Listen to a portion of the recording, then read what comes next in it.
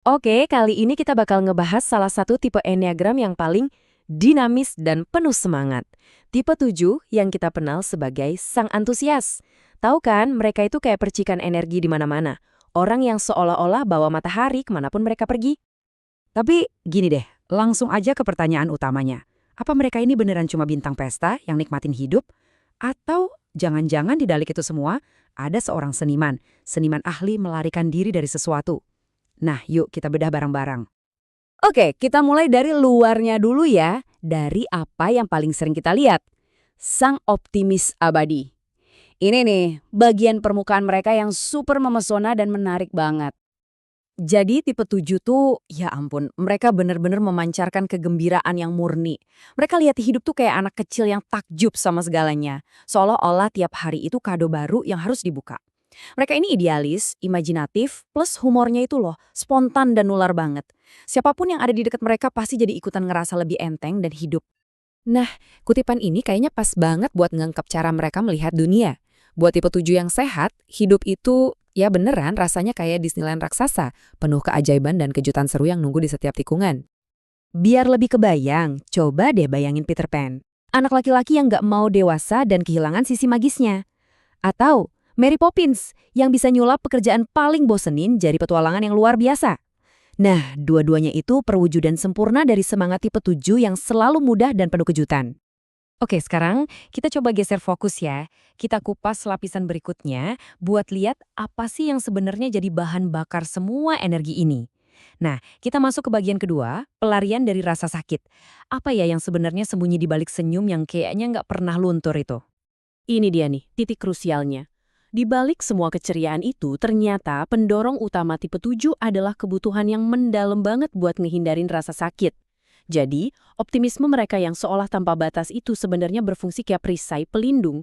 Seringnya, perisai ini ditempa dari pengalaman masa lalu, di mana mereka ngerasa tenggelam dalam penderitaan dan bersumpah nggak akan pernah ngerasain itu lagi. Dan buat ngejaga rasa sakit itu biar tetap jauh, mereka tanpa sadar pakai strategi ganda. Pertama, mereka neken atau istilahnya memutihkan kenangan buruk. Jadi secara mental, masa lalu yang suram itu dicat ulang pakai warna-warna cerah. Terus yang kedua, mereka jadi perencana ulung buat masa depan. Kalender mereka diisi penuh sama kesenangan dan petualangan, biar hampir nggak ada celah buat kesedihan nyelinap masuk. Nah, lihat deh, ini ada mekanisme yang menarik banget, tawa gugup. Ini cara yang super ampuh buat nangkis emosi yang nggak nyaman. Di sumbernya diceritain tuh tentang para pendeta di Irlandia. Jadi tiap kali obrolan jadi terlalu serius atau nyinggung topik yang sakit, mereka refleks aja ngelontarin lelucon. Bukan karena mereka nggak peduli ya, tapi itu cara mereka buat ya membelokkan rasa sakit dan bikin suasana tetap ringan. Tapi pelarian yang terus-terusan ini tentu aja ada harganya. Dan ini ngebawa kita ke bagian ketiga, jebakan lebih. Nah, disinilah sisi gelap tipe 7 mulai kelihatan. Dalam bentuk pengejaran yang kayaknya nggak ada puasnya. Moto buat tipe 7 yang belum matang itu bisa diringkas jadi gini. Lebih banyak, selalu lebih baik. Dan lebih banyak di sini tuh bukan cuma soal makanan atau barang loh ya, tapi lebih ke pengalaman, stimulasi, ide-ide baru, rencana, perjalanan, pokoknya apapun yang bisa bikin mereka terus gerak maju dan nggak perlu dia menghadepin keheningan batin mereka. Kalau dalam bahasa Enneagram, ini disebut dosa akar kerakusan. Tapi ingat, ini bukan rakus soal makanan ya, tapi kerakusan pikiran dan jiwa. Ini tuh kayak rasa lapar yang nggak pernah padam akan pengalaman baru, ketidakmampuan buat ngerasa cukup, dan kebutuhan yang kompulsif buat nyari kesenangan terus, cuma buat ngebungkam perasaan-perasaan yang lebih dalam dan lebih gelap. Nah, tabel ini ngegambarin hasilnya dengan keren banget. Tipe 7 itu seringnya jadi generalis, tahu dikit-dikit tentang banyak hal, bukan jadi spesialis yang benar-benar mendalami satu hal. Kenapa gitu? Ya karena jadi spesialis itu artinya komitmen. Komitmen artinya nutup pilihan lain. Dan di dalam batasan itulah, di dalam fokus yang mendalam pada satu hal, disitulah tersembunyi potensi rasa sakit, kebosanan, dan konfrontasi dengan diri sendiri yang, ya ampun, mereka hindari banget. Mekanisme pertahanan andalan mereka, rasionalisasi.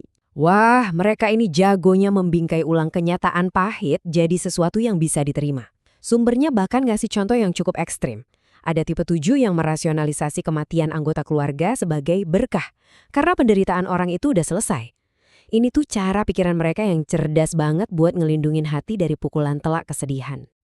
Dan inilah mungkin kebenaran yang paling nyentuh tentang tipe 7. Di balik senyum mereka yang paling lebar sekalipun, bisa jadi ada kesedihan yang begitu besar sampai mereka sendiri takut buat nyentuhnya. Ada cerita soal seorang wanita di rumah sakit yang baru aja kehilangan suaminya. Sambil nangis, dia terus senyum dan bilang, "Lihat, aku masih tersenyum." Seolah-olah ada bagian dari dirinya yang nggak percaya kalau dia bisa hancur lebur karena rasa sakit, tapi tetap bisa utuh lagi nanti. Tapi ini bukan akhir ceritanya kok. Selalu ada jalan keluar dari jebakan ini. Jalan menuju penyembuhan. Di bagian akhir ini, kita bakal telusuri perjalanan menuju sukacita yang sejati. Ini penting banget buat digarisbawahi ya. Tumbuh buat tipe 7 itu bukan berarti mereka harus jadi orang yang murung dan pesimis, bukan sama sekali. Tujuannya adalah ngubah optimisme yang tadinya rapuh dan reaktif jadi sesuatu yang jauh lebih dalam, lebih kuat, dan otentik. Nah, inilah yang disebut sukacita yang sadar atau sober joy. Ini adalah anugerah terbesar dari tipe 7 yang udah mateng. Kemampuan buat ngerasain sukacita yang tulus bahkan di tengah kesulitan sekalipun. Sukacita yang tidak lagi perlu nolak adanya penderitaan, tapi justru bisa duduk bareng sama penderitaan itu. Sukacita yang lahir dari keberanian buat merangkul semua sisi kehidupan, baik dan buruknya. Contoh paling kuat dari perjalanan ini, Santo Fransiskus dari Assisi, Santo pelindung tipe 7. Awalnya dia hidup sebagai anak orang kaya, raja pesta lah pokoknya, tapi dia ngerasa hampa. Titik baliknya datang pas dia sengaja ngadepin ketakutan terbesarnya, penyakit kusta. Dengan turun dari kuda dan memeluk seorang penderita kusta, dia itu secara simbolis lagi memeluk sisi kehidupan yang selama ini dia tolak. Dan dalam tindakan radikal itu, dia justru nemuin sukacita yang jauh lebih dalam daripada semua pesta yang pernah dia datengin. Kata-kata dari Santo Fransiskus ini benar-benar nangkep inti transformasinya. Dengan berani ngadepin yang pahit, dia malah nemuin kemanisan yang sejati. Dengan merangkul penderitaan, dia menemukan sukacita yang sempurna. Nah, inilah paradoks utama dalam perjalanan pertumbuhan setiap tipe 7. Dan pembahasan ini akhirnya ngebawa kita ke satu pertanyaan buat direnungkan. Dan ini bukan cuma buat tipe 7, tapi buat kita semua. Sukacita yang kita kejar dalam hidup ini, apakah fungsinya cuma sebagai pengalih perhatian? Cuma cara buat lari dari bagian-bagian hidup yang sulit? Atau sukacita kita adalah perayaan yang otentik atas keseluruhan hidup dengan semua keindahan sekaligus kepahitannya? Sebuah pertanyaan buat kita pikirkan bareng-bareng.